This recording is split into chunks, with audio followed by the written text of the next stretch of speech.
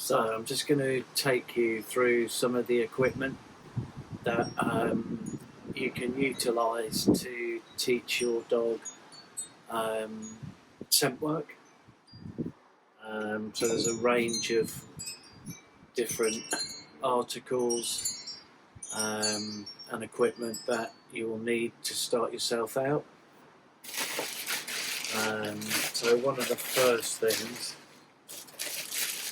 is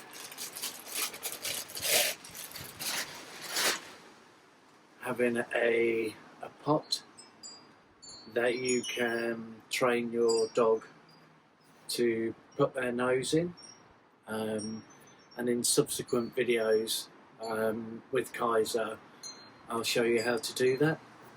So it's a pot that's big enough or a cone that they can place their nose inside comfortably.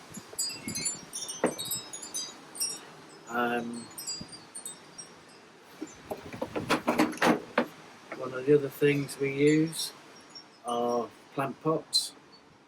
These are just ceramic pots that have got a hole in the bottom, and I have 5 of these different pots, and they can be used later on. And again, I'll show you later on how you can utilise these ceramic pots. We have some little bits of plastic which can be used for targeting. So these can be placed on the floor for the dog to investigate, and you develop targeting with the dog. So the dog will focus his nose on there and hold his nose down on there, so that starts to develop targeting.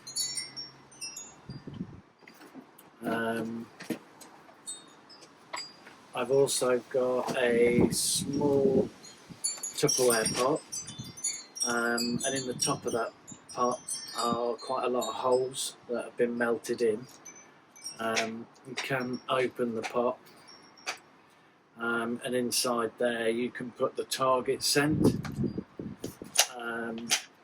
and again you can get the dog, you can hold the pot and get the dog to put their nose on it, and they will sustain that over a period of time. So holding their nose on it, you can then place that on the floor, place it anywhere, get the dog to target it, keep their nose on it, and prolong that period of time that they do that. And that's kept inside an airtight container, so the target scent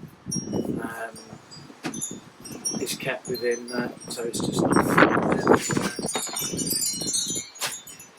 The other thing is a sealable jar, and within this jar is the target scent, and then lots of different items that you can later hide. So I've got some raw plugs, I've got little bits of cord,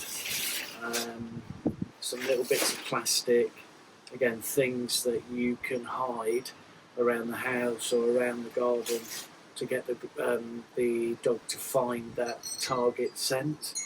There's about 16 cloves in there, and this is the target scent. So we're using Schwartz cloves, the herb, as the initial target scent.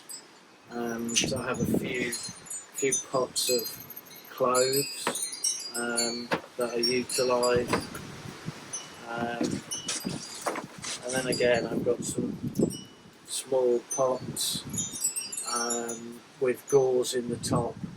Again, you can put the target scent in there. That can be buried, can be hidden for the dog to find. Got some larger bits of plastic for targeting, placing on the floor. The dog investigates it. When the dog investigates it, you can drop treats above the dog's head. The dog will keep their nose on that. So these also some rubber gloves.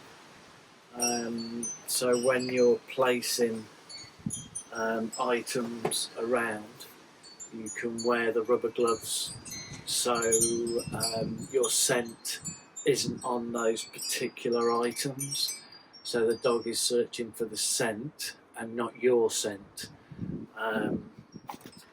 The other thing I have is some stick-on Velcro. So these are Velcro, a roll of Velcro, and I'll cut small squares that can be utilised later on. So in there is some of the Velcro, little small squares, and what I will do is, here you can see in the pot, I'll place the Velcro which has the target scent. So when you're teaching the dog to put his nose inside this pot, he's inadvertently picking up that target scent that he needs to find. And again, this is usually wrapped in plastic bags to stop that scent from mushrooming everywhere in your house or in your shed. And that's about it really for real basic starting out with your scent work journey. I've also got some small cones that can be used later on for teaching the dog to target. So we can place the cones around the floor, point at the cones, getting the dog to investigate the various cones. This gets your dog used to, when you're pointing in a particular direction, the dog will then go to that direction to find the particular scent. So you teaching the dog hand signals, and you're directing the dog to a particular area to do his scent indication. So yeah, that's about it for the items that you will need to start out on your scent work journey.